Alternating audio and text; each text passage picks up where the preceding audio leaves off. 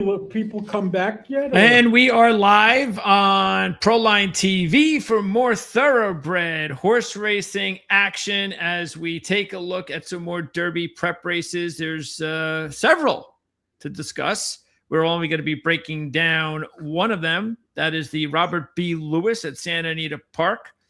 We'll have a late double to talk about with that as well.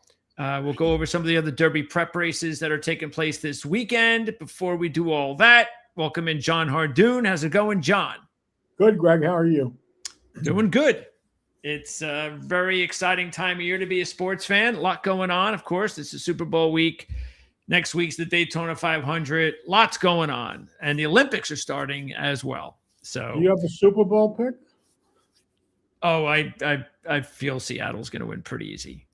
Oh, okay. So, yeah. I thought the line was a trap personally, but you're the expert. Well, most Super Bowl lines are not that big. I think that's part of it. And plus, New England is a top seed. You know, they're a second seed out of the AFC. So I guess they're not going to really inflate that line too much. But, hey, take advantage of it because I am. Okay. So last week on the show, we talked about the Holy Bull and nearly got the win. Very impressive, too, by the way. He battled every step of the way with the Brad Cox horse, and he rebroke at the top of the stretch. The problem was, as visually as impressive as it was, the number was not that great. I'm not surprised, you know. Huh? I'm not surprised about that. I didn't really feel that any of the horses in this. I thought it was a cakewalk. I don't think he had competition at all. But he was battling every step of the way. The horse that I happen to like was sitting third. It looked like he was going to swallow them, and the other horse he ran in 9 anyway. And okay, so he went back with 1. And maybe that's to be expected after the 7. Yeah. So he still ran the 9 and was able to win the race. So it's a Pletcher Velazquez combo, and that horse is now 3 for 3 at Gulfstream Park. So I guess we're going to see nearly at the Florida Derby. Yeah, well, you know that he had Ted Naffy, excuse me, who was the 2-year-old champ, trained by Pletcher, and he got hurt. He's out of the Derby. So now he went to the bench and he brought this horse in. So. Interesting. I noticed that his time for the race was the same time that Incredibolt had ran the race prior in that grade 3 race, and he ran a 12 in that race. So how do you ever look at that? Do you ever look at the times as a big deal when you're breaking down stuff? I mean, absolutely nothing to me. What does it mean? Do most people agree with you, or some people actually like looking at times? There are people that strictly look at times. It's different ways of handicapping. But it's not the same thing when you carry, let's say, 10 pounds more than another horse going the same distance, and it's not the same when you lose ground around the turn. So all that goes into making a sheet number where times, that's why there's more than just times that are involved. If it was just times, the horse that ran the fastest time should win every race, right? Yeah. So that doesn't work like that, does it? One of our viewers, Smarty Jones, said, I know you guys prefer Ragozin numbers, but nearly posted a 98 buyer. Good. So what does that mean? Nothing to me. There are buyer figures. Well, but what was the higher the number in buyers, the faster the race. Just the opposite of the sheets. Sheets, it's a lower the number. Yeah, I'm trying to understand the question. I don't get the question, but whatever. I know you guys prefer Ragozin numbers, but nearly posted a 98 buyer. But what does that mean? He ran a 98 in comparison to I don't know. Okay, Smarty Jones is going to have to ask. Let us know exactly what he means. I don't know what that means. Okay, so don't forget you can give us your questions, your comments anytime, live or on demand. And we normally are on Thursdays, either at 4 Eastern or at 7 Eastern.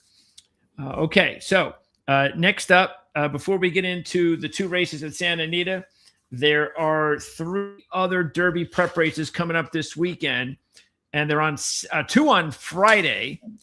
You have the Withers because there's no racing over the weekend at Aqueduct. Is that correct, John? They canceled Saturday and Sunday already due to inclement weather that's coming in. Okay, so that means the Withers will be Friday at 4:20. So that's tomorrow. It looks like it's the 10th race on Friday. It looks like a very weak field. They're not fast horses. The fastest horse in the race runs 13s, but I like a price horse, and I would take a shot with the 6. Talk to Me, Jimmy, 12-1 on the morning line. Ran a 13 as a 2-year-old, makes his first start as a 3-year-old. Why not? Okay, I like it. That's the Withers at Oaklawn Park tomorrow. That's going to go off at 5:40. That is another 20-point race. The morning line favorite is the 5, and that is Litmus Test is 5-2. And then you got a 3-1 shot and a 4-1 shot. Butane, that's that horse that scratched from our Holy Bull last week. Well, Litmus Test is trained by Baffert, and so is Butane. Here's the catch. Litmus Test is a late scratch. He will not be going. He stayed in California. He never made the trip. So he's sending Butane. Butane's the horse to beat.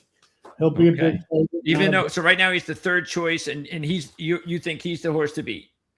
Well, he's the 3rd choice, but Litmus Test isn't in the race, which makes him the 2nd. Oh, the 2nd choice. Okay, got it. Yeah. All right. He's a strategic risk. Yeah, go ahead. Does strategic risk? I don't know if you noticed at all. Are those 11s pairs for you? Yes. Okay. He's a 9-2 shot. Maybe an interesting one to look at there. That is at Oaklawn Park. And then on Saturday, you've got the SF Davis. Sam F. Davis at Tampa Bay. And that's race number 11 at 5:30 on Saturday. The 2-1 shot Cox Pratt combo confessional. That's the. I didn't get a chance to look at the race yet, but. Oh, actually, Renegade is the favorite. That's the 6 and 8-5 shot. Pletcher and Irad Ortiz Jr. So you got 2 heavy favorites in a 9-horse field. Again, that's the 6 Renegade and the 1 Confessional. So you might want to take a look at that. And if you want to know what John likes in any of these races, don't forget we have links in the description of the video for all of John's packages. So any races you would like to see him give you his information, picks, all that sort of cool stuff. You can check that out in the description area of this video. So let's get to it. We are going to start with, again, the 2 races at Santa Anita. The first one will be the big race. That's the 8th race. That is the Robert B. Lewis. This is another, I guess they're also eventually going to call this the Bob Baffert Stakes. So no, probably, but Baffert trained for Robert Lewis for many years, and it's called the. Not a surprise then. No, that he's dominated this race. So Bob Baffert is on a 7-race win streak at the Robert B. Lewis. He's won 13 of these. And in that 7-race win streak, only 1 rider was on twice. That was Pratt. So it's 6 different riders. He's on a 7-race win streak. And if he wins here, it'll be with 7 different riders, because none of the riders that he's with this race are going to have ever won during that stretch before. Interesting. I got bad news. He's not winning Saturday, there. So. And it's actually going to be the first 3 horses that we're going to talk about in this race. So again, it's a mile race, $100,000 purse for 3-year-olds to go off about 7:05 on Saturday, with the morning line favorite, John, being right at the top, Desert Gate, a 6-5 shot. Okay, so this horse is 6-5. He's making his first start as a 3-year-old. He ran 2 11s as a 2-year-old, both of those sprinting, but his race was a 14 last time out. Now, he went off 90 cents to $1 and against the 4-horse. And so the 4-horse Intrepido is back in this race. Intrepido is 7-2 and the 1 is 6-5. Why would you bet the 1 over the 4 if the 4 beat him already? And the 1, that should have been a lot better than a 14. That's what you were expecting, right? Yeah. Yeah. So he's also up and down at this point.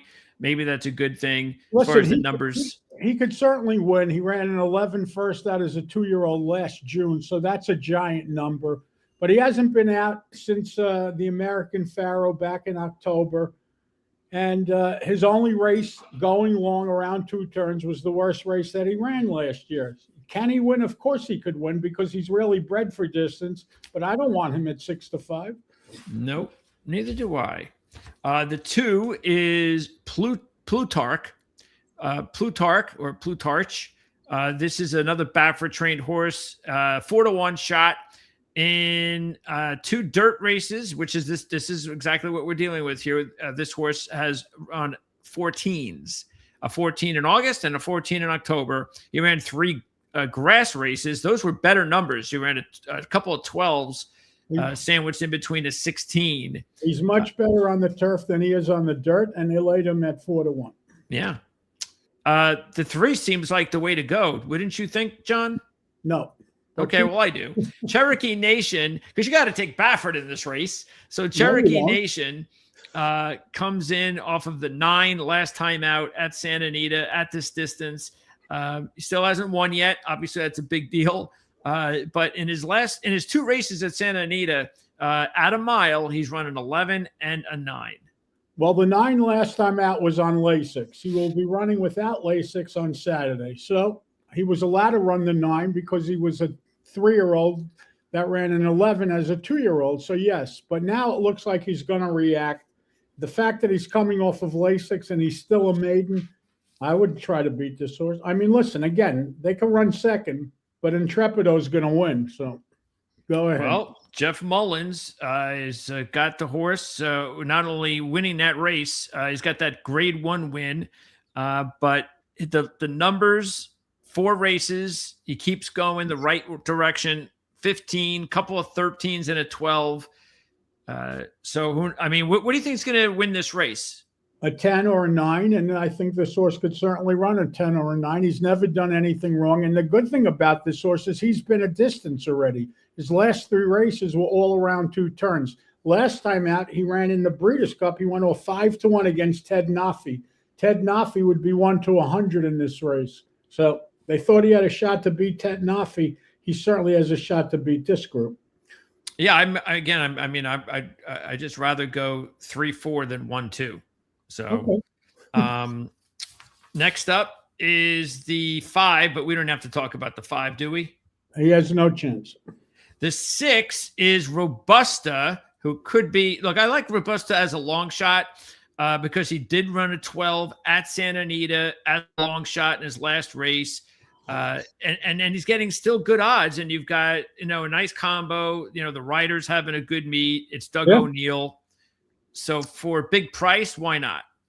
Well, he would have to improve off the 12. The only problem with the 12, it was first time Lasix. The 19 he ran first time out obviously means nothing because they gave him a race and he's a much better horse and he showed it last time out. You could use this horse at a price. Why not? And the 7 is Secured Freedom. You've got a 16 and then a 10. So just like the Robusta horse, he come up a big improvement from his first to his second race. That was the win at Santa Anita. What do you think? But this horse is 6-1. And this horse is going long for the first time. So for that reason, I would much rather use Robusta before I use Secured Freedom. Not only that, Robusta is twice the odds. So. Yeah. Okay. John, you're going with the 4 in Intrepido. Yes, that's my top selection. Let's play exactas 4 over the 1, 3, and 6. And you are doing? I am going to do the 3 over the 4 and the 6. Okay, good. Not a bad idea. All right. That is race number 8, Derby prep race, the Robert B. Lewis. Now we move on to race number 9 at Santa Anita. So you got a double here. 4:35 Pacific, 7:35 Eastern, the Sweet Life Stakes. And this is a field of 12. A lot of long shots in this race, though. So even though you got 12 horses, it's not like you got 12 good ones. But, 12 horses, you never know. Maybe there's some money to be made. And I think that's possible because, Johnny, look at this field. And the top 4 horses based on the odds, Three Have of them have run on never run grass. on turf before. Right. This race is really, really difficult. The first thing I would tell anybody listening is whoever they decide to make the favorite, I would be playing against, because one of the favorites is Hamika, who comes to you from the Bob Baffert barn, who's never even been on grass, and they're making her 3-1. That's crazy. The second choice is Mohavin, the 10 horse. She's never been on grass, and she's 4-1. So why do you want to bet short-priced horses doing something they've never done before? That's a recipe for a disaster. Especially when they don't have good numbers yet. That's the whole point, So they're making them short prices off of their accomplishments on the dirt. However, this is a turf race. So what they did on the dirt and what they do on turf is two different animals. It means nothing. You're comparing apples to oranges. So the first thing I'm doing is throwing out the dirt horses that never ran on the turf. The 5, Light One Up, who's 6-1. The 6, Hamika, who's 3-1, and the 10, Mohaven, who's 4-1. If they win, good luck to them. You tip your hat. You say congratulations. But if you're gambling and looking to earn money, you got to look for value, and that's what we're going to try to do. I actually like the top 2 horses we're going to talk about. Hypergamy is a 10-1 shot. This is a Doug O'Neill trained horse. And he is coming off his last 3 races are a 16, 15, 16. Broke his maiden in November. What I think is interesting about the horse is that 3 of his 4 races where he ran at a mile that he didn't win, he actually, as you can see here, he actually kind of faded down the stretch. So now the race is a little bit shorter, and maybe that's what he needs. And you're getting a good price at 10-1. Well, anyone that's listened to us over the years knows that horses that come down the hillside turf course, they're coming down a hill at Santa Anita. It's not a flat race. We always look for horses that are usually cutting back in distance because they have a conditioning edge. When you're cutting back, coming out of route races, and you come down the hill, those horses always seem to run well. So that's the case with this horse. He's cutting back in distance. He's 10-1. I'll certainly be using him. I'm keying a different horse in the race, but if this horse won, it would be no surprise.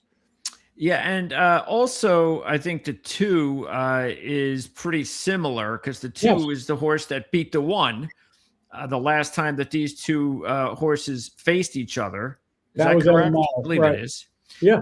And 8-1 is a good price. He ran a 15, actually on turf. He ran an 18 in that win, but he does have a 16 prior to that, and he's 2 for 2 at Santa Anita.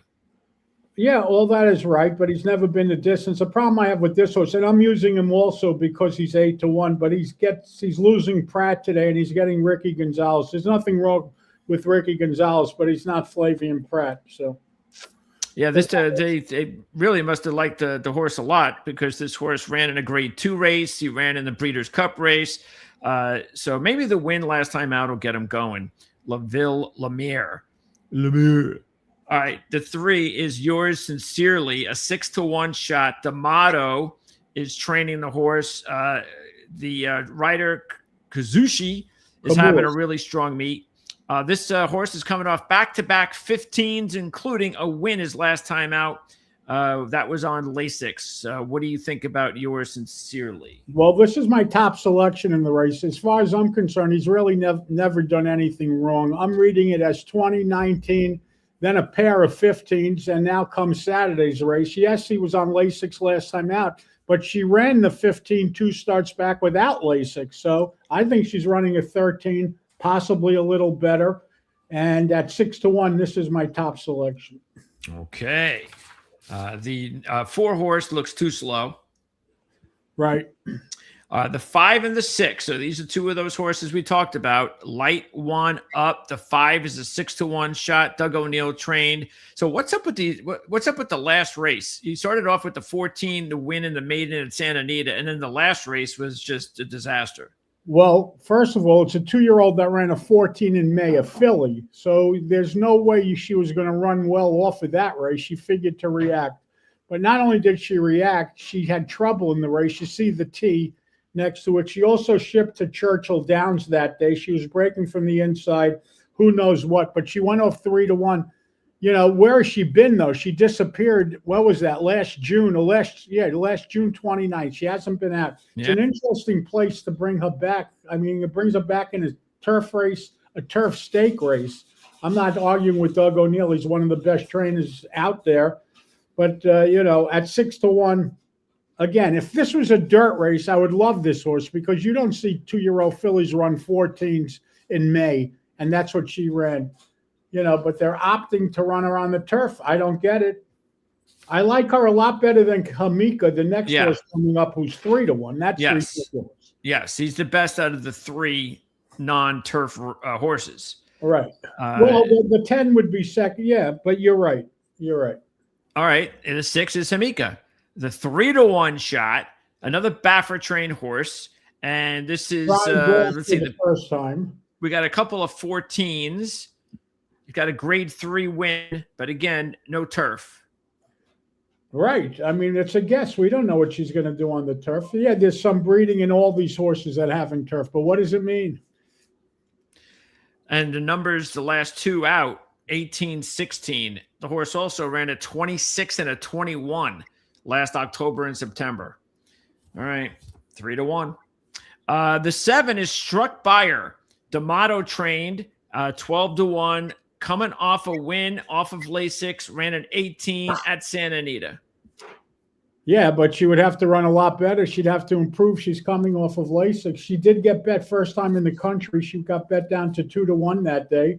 Maybe she's good, but I don't know. It's a 1-number horse. What does it really mean? Yeah, the only good thing is it's 12-1. Exactly. Okay. The 8 is a 10-1 shot on Brawley. 10-1 shot. The good thing, I guess, with the horse is that she is improving. If you just take a look at her races, well, unfortunately, since this is a turf race, she's only run. Well, actually, that's a good thing. I got my numbers wrong. She has improved. She went from a 22 in September to a 17 in November to a 16 in January. But other than that, what do you think? She's 10-1, so that's the good news. But the bad news is she's a little slower than the 1, the 2, the 3. You know, she's running 18s. These horses are running 15s. So she's, you know, again, she's eligible to improve. She's done nothing wrong. And she's 10-1. If you want to use her, go ahead. I'm not going to knock her. Yeah, she's a couple of points away, but hey, she can She's improve. But yeah. she is 10-1. So, and by the way, she ran second to the 3 horse who I like last time out. So she did run second to that horse already. That is true. Okay. Next up is a slow horse. Slow horse. No, it's Bourbon and Ginger, who happens to be a slow horse. Okay. I thought the name of the horse was Slow Horse, but actually, it's a good series. It's on Apple. I like that. Slow Horses. Oh. Yeah. Anyway, the 10 is Mohaven, another of the non-turf horses at 4-1, and the best number we have is the last time out in October, running a 15 on the dirt. Again, the same problem that the 5 and 6 have, she has. Yes. So we've been through that already. The 11 and the 12 are 15 and 20-1. The 11 ran a 17 last time out, breaking her maiden in that win on Lasix, and a 67-1 shot. And the 12 Total Val is a 20-1 shot. And she ran a break. She broke her maiden in November with a 16, bounced to a 19 last time out. Okay, so this horse I'm using at 20-1. If she has the 16 as a 2-year-old, that's what the 1, 2, and 3 ran, right? Yes. So why can't she's got time? Why can't she run the 16? She's 20-1. I would use her in exactas. So here's the play. I'm using the 3 horse, yours sincerely, in exactas for first and second with the 1. Hypergamy, who's 10-1, the 2, La Villa Lumere, who's 8-1, the 8, Umbrella, who's 10-1, and the 12, Total Val, who's 20-1. There's plenty of room. 3 with 1, 2, 8, 12, first and second. 3 with 1, 2, 8, and 12. I never put 4 horses underneath, but there's room here. There's really room. And I'm going to go ahead and take the 1, Hypergamy. And I'm going to go with the 1 over the 2, 3, and 8. So the Very 1 good. over the 2, 3, and 8. So next week, we are going to be talking about the fairgrounds. And that is, there's 4 graded stakes races, including the Risen Star. There are 2 grade 3s at Gulfstream, 1 each, and at Santa Anita. We may not be available the week after that. Looks like there's nothing big happening the week of the 21st, but we will be back next week. So, John, as always, mucho appreciato. Thank you, my friend. Everybody stay safe and be well, and we will see you next Thursday. Sounds like a plan. Thanks, John. Thanks, Greg. Okay, next Thursday's show, just so you know, is going to be at 7 o'clock. It looks like a 7 o'clock show next week. So, like I said, most of the times of our shows are either going to be 4 o'clock or 7 o'clock Eastern every Thursday. There will be some instances where we'll be on earlier in the week. Whenever that happens, it's usually the bigger races. We have the information earlier, especially the sheets, and definitely the odds too. So once we get the sheets and the odds, then we could make our call. But normally we don't get all that stuff until at the very earliest, late on Wednesday night, early on Thursday morning, which is why we do it on Thursdays, either 4 or 7. And the rest, I just want to backtrack with the picks again. John is going to go in race number 8 with the 4 over the 1, 3, and 6. I'm going to go with the 3 over the 4, 6. So again, those are the 2 races, 8 and 9 at Santa Anita. And we went over the other races that are going to take place, the 3 other Derby prep races, which are going to be at Oaklawn Park, Tampa, and Aqueduct. The best one looks like it's going to be at Southwest. Now, I haven't seen the Tampa sheets yet, though. I'm going to ask John to deliver those to me. But it's a good race. The one at Southwest is definitely better than the race at Aqueduct because you have 14 horses to choose from and a couple of good horses. You know, you've got the Butane horse, Strategic Risk. Those are right now 4 and 9-2, which means that their odds are going to drop with litmus test being scratched. Unfortunately, I wasn't able to get the odds in time before the show to talk about that further, meaning the Sam F. Davis. Taking a look at the Derby schedule, again, 4 of them, the prep races are this weekend, Friday and Saturday. The Withers, the Southwest, the Sam F. Davis, and the one that we just talked about, the Robert B. Lewis. So a lot to choose from there. Then next week, there's a race at Sunland, the Sunland Derby, which is, I believe, going to be on Sunday. I mean, why not, right? The Sunland Derby, Sunland Park, might as well be on Sunday. I think it's Sunday, right? Yeah. And then there are, see, I just want to make sure because the points are, you would hope, but this is horse racing. You would hope that it would be, all right, the calendar, where the races are on the calendar, that's going to be like 20-point races, then 50-point race, but they don't have it that way. It's like 20-point races. Oh, we got a 50 in there. And then 20, 50. Yeah, it's horse racing. So we will have a 50-point race, and that happens to be the race that we're talking about next week, the Risen Star. And the next 50-point race will be the last Saturday of the month. And that'll be some big races. That'll be Gotham, Fountain of Youth, and San Felipe. So 3 50-point races will be on the 28th of February. And if all goes well, we'll be able to talk about all of them. We already have the Risen Star lined up for next week. And we're definitely going to do the Fountain of Youth. And I would venture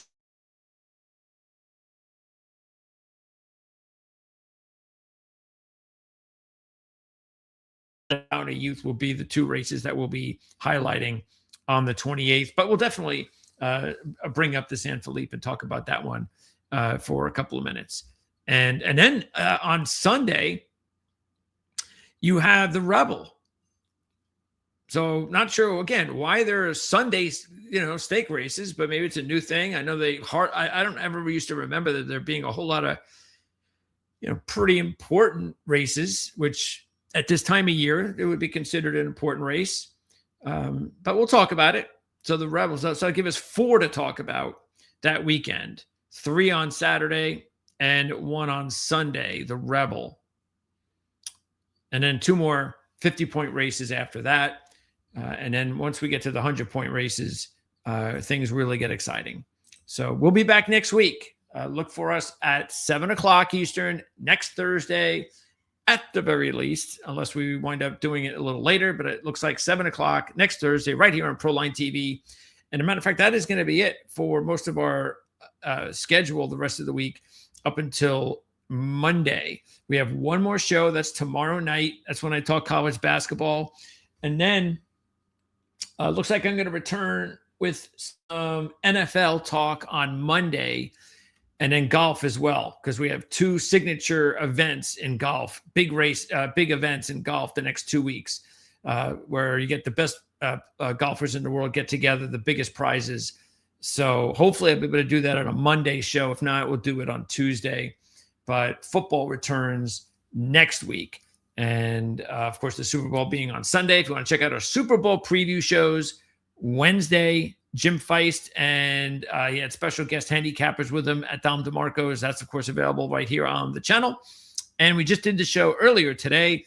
Mark, Andy, Jim, and I, we went over the Super Bowl as well and a bunch of Super Bowl props. So if you want to know what some Super Bowl props to wager on, check out the Playbook ATS podcast from earlier today. For Jon Hardoon and Greg DePalma, thanks for tuning in. We'll see you again next Thursday, same time, right here on Proline